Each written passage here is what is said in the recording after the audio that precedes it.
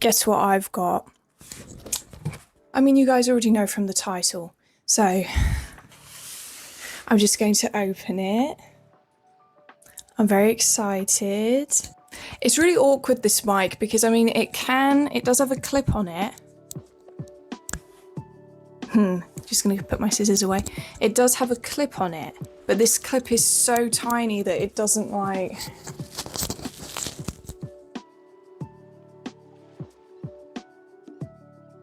Okay, so I got this from Japan because it's cheaper and they have more colour variants, because I don't know if the PS Vita literally only came out in black in the UK, but I could only find black ones. I've nothing against black PS Vitas, I just didn't want it in black. I got it in white. We have the power cord as well. Get all of that out of the way, don't need that. I had mentioned previously that I would probably end up buying a PS Vita, and unsurprisingly I did, because this is another console that I'd always wanted, but never had. But now, I have one. Anyway, I need to stop talking and just open the thing. The only thing with buying white consoles is they can be kind of yellowed or whatever. Ooh. Okay, good news. It's not yellowed. You can see me. Here she is. It's literally the white one. It's not the glacier white, it's the other one. I can't remember. There we go. I'm gonna have to buy a screen protector for it. Oh, you can see Mitzi. Hello, Mitzi. Hello. You're reflected in the PS Vita. So yes, it looks like the seller said that it was in excellent condition, and they weren't joking. Yeah, like I can't even see any scratches on this thing at all. I mean, I've bought second-hand consoles before. All the buttons feel nice. Okay, Laura. Okay, I wonder if it's got any battery. Let's try turning it on. Okay, it has battery. Is this screen yellowed, or is this just how it's supposed to look? I think it's yellowed, isn't it? Yeah, so I think the screen is a bit yellowed in the corners, but if I can figure out how to adjust the brightness, then I might be able to, because my DS Lite, when that arrived, the screen was very yellowed as well. But by turning the brightness all the way up and leaving it on the brightest setting for a while, it actually got rid of a lot of the yellow. Content manager, videos, music, photos, nice. Email, girl, I don't want my email in here. You can even do PS3 remote play. I knew you could do PS4 remote play on this thing, but that's cool. I don't know if it would still work though. Anyway, I'm gonna mess around with this for a bit and I'll be back. Right, I'm back. So I have now modded the thing. I've modded it and I've made some adjustments to it. So as you can see, I've got a custom theme on here, which I found on the custom themes manager, which is where you go if you want to use any custom themes on a modded PS Vita. So basically what I ended up doing is I modded it. If you're interested in modding, it's a very, very simple process. You don't even need to connect it up to a PC. You can literally, as long as you can connect your Vita to the internet, you can just do it via internet. Super simple. And if you have a slim model, which is what this is, then you can even just use the PS Vita's internal storage to mod it. You don't actually need a memory card or an SD card. Although, I mean, you will need either a memory card or an SD card in order to actually play and save games on it. So if you get a memory card, now this is something I didn't know and it confused me at first. So memory cards, the actual PS Vita memory cards, they go in here. So mine's in there, it's an 8GB memory card. And if you get an SD card and an adapter, then it would go in here, which is the game slot. So that's where it would go if you were to get an SD card with an adapter. It wouldn't fit in here. So just keep that in mind, because I was not aware of that. But most people suggest getting an SD card and using this slot up here, because the PS Vita memory cards are expensive and they only go up to, I think the biggest one I've seen is 64 gigabytes, or maybe it's 32 gigabytes. I can't remember for sure. Mine's an 8 gigabyte. Now, depending on what you plan to do with your Vita, you might want to get way more storage than that. I am a physical games person. I don't plan to download any games onto this. I don't think I'm going to emulate on it either. I basically just modded it so I could have custom themes and so that I could switch the button layout around for the X and circle buttons, because in Japan, the X and circle buttons are switched, and this is a Japanese console. So I switched those and picked this lovely theme here, which is Tidus and Yuna from Final Fantasy X. And yeah, these are the two games I have, Final Fantasy X and Final Fantasy X-2 remastered, which I have here. Oh, wrong way around. Yes, I have them here. I got them physically. You may notice that these are not the standard European or American editions. These are the Asian English versions, because the European and American versions would just be Final Fantasy X. It wouldn't have this cover art, but it would just be Final Fantasy X, and X-2 was a download code. But as I'm sure you can imagine, I doubt that the download codes work anymore, seeing as they've probably been used if you get a secondhand copy now. And nor do I like download codes. I hate code in boxes in general. I do not like them. I want the game on the card or on the disc. I don't want a download code situation.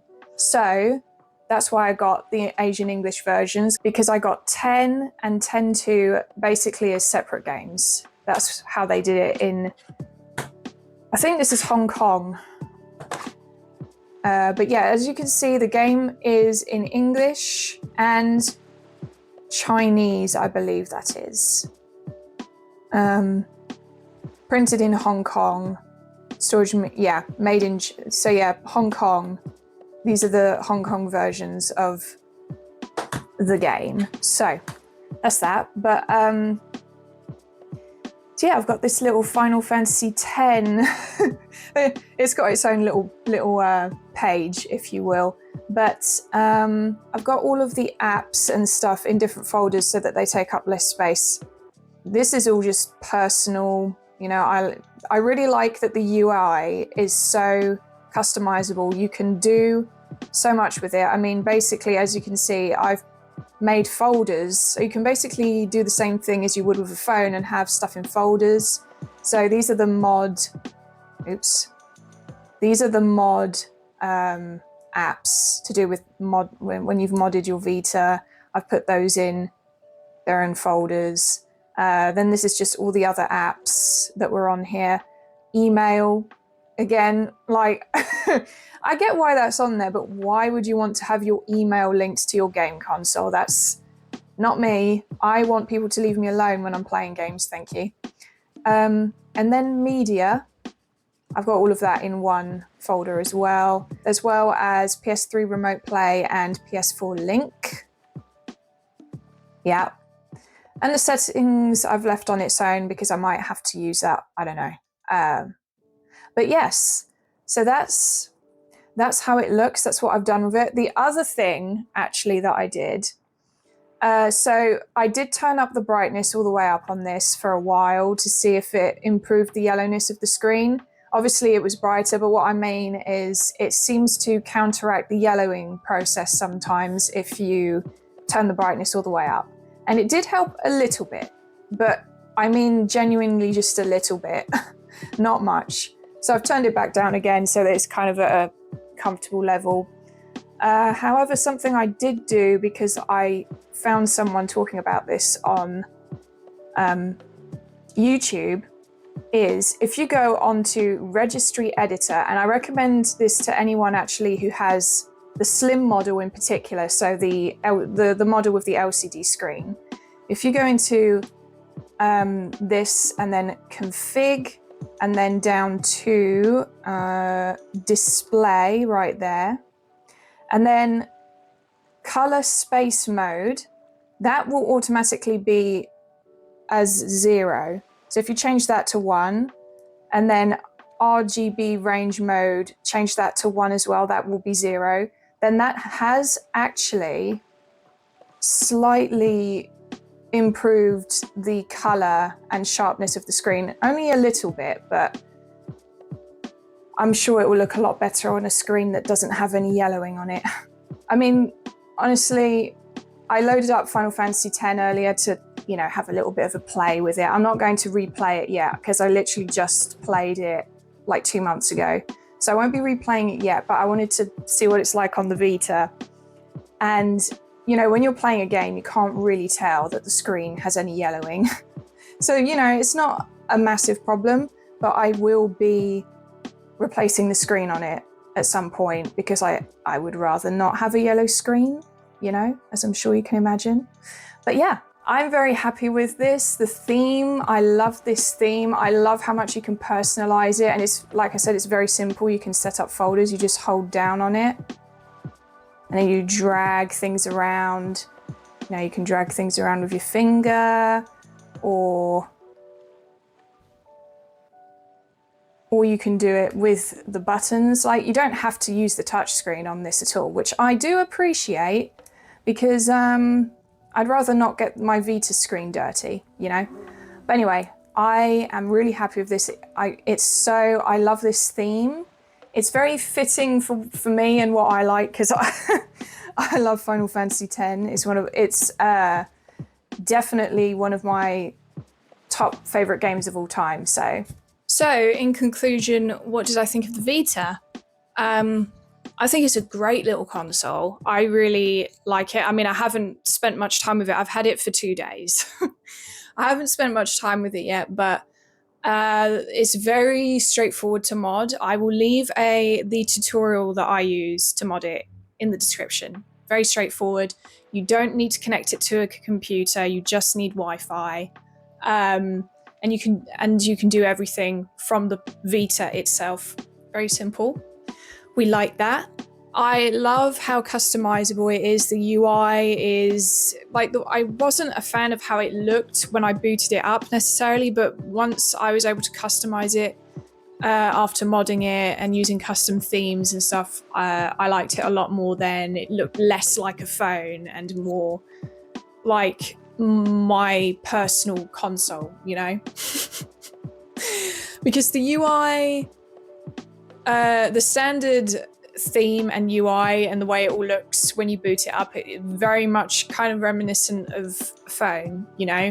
And the way you can move apps around and stuff on it is also very reminiscent of a phone, but that part of it is good. And it's very ahead of its time. It's really impressive that it came out when it did. I mean, I can't remember the exact year that the Vita came out, but it was quite a few years before the Switch, and it's honestly kind of on par with the power of the Switch. The Switch is more powerful, but it's not a massive difference. Really ahead of its time. It's literally a little media machine. I kind of miss how consoles like the 3DS and the Vita, and even the PSP had all of these options to have different forms of media on there, or they had other little apps on there that allowed you to do different things. Like the 3DS and the Vita both have a camera.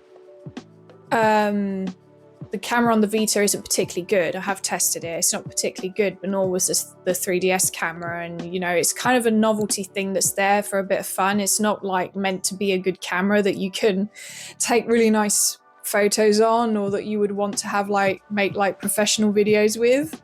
That's not the point of it. It's just fun. And You can have music on there, you can have movies and videos on there. You know, I just think it's really cool. I'm telling you, when Final Fantasy X and X-2 arrived, I did not expect the boxes to be this tiny. They are so small, they're so cute. They are adorable, actually. They're really, really cute. So I love the little cases they come in, basically, is what I'm saying. So as for games I'd like to get, one of the primary reasons I got a Vita was to play visual novels on it, because I do like visual novels a lot. And I'd like to play way more of them. And for me personally, this is the ideal console to play visual novels on. Especially after getting one and holding it, that I can just tell that it's going to be really good to have visual novels on. So it makes sense why there were so many visual novels released for this console. A lot of them have been ported to Switch, so if you are, you know, interested in visual novel games, you don't need to have a Vita to play them. There's a lot of visual novels that have been ported over to the Switch that were originally on the Vita.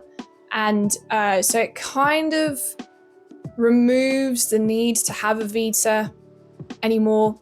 But I would rather play them on the Vita, which is why I got one. So one visual novel I definitely want to get, this is like probably going to be the first one on my list to play through, is an Otome game called Code Realize. I can't remember what the first Code Realize game is called in the series because there's 3 of them. But yeah, that game. Now, you know what's really weird? Code Realize was released, like there's 3 Code Realize games, and the first one was not released in Europe, but the 2 sequel games were. Which makes no sense. I don't understand why the publisher did that, but there you go. So I would have to get the first Code Realize game. I'd probably get the ESRB version or something. And I'd also really like to get Persona 4 Golden. And I'd also like to play Tales of Hearts R, because I am a bit of a Tales fan. I do enjoy Tales games, so... and that's a Vita exclusive Tales game, so that'll be fun to play. And if you have any games that you think I might like, feel free to leave some recommendations in the comments. I'd be very interested, because I do want to kind of dabble in this library and figure out what kinds of games I enjoy. And yeah, the PS Vita is one of the game libraries I've been the most interested in checking out, actually. Even though there's a lot of Vita games that are available on other consoles now, but I digress. And let me know what your favorite Vita games are in the comments. And thank you for watching. Also, if you're new here, please subscribe. I really need to start asking people to subscribe to my channel at the ends of my videos, because I keep forgetting to do that. And I mean, it's like a standard YouTuber thing to ask people to subscribe, so please subscribe. If you liked this video and you're interested in more videos like this, you know what to do. And yeah, I'll see you in my next video. Thanks for watching. Bye bye.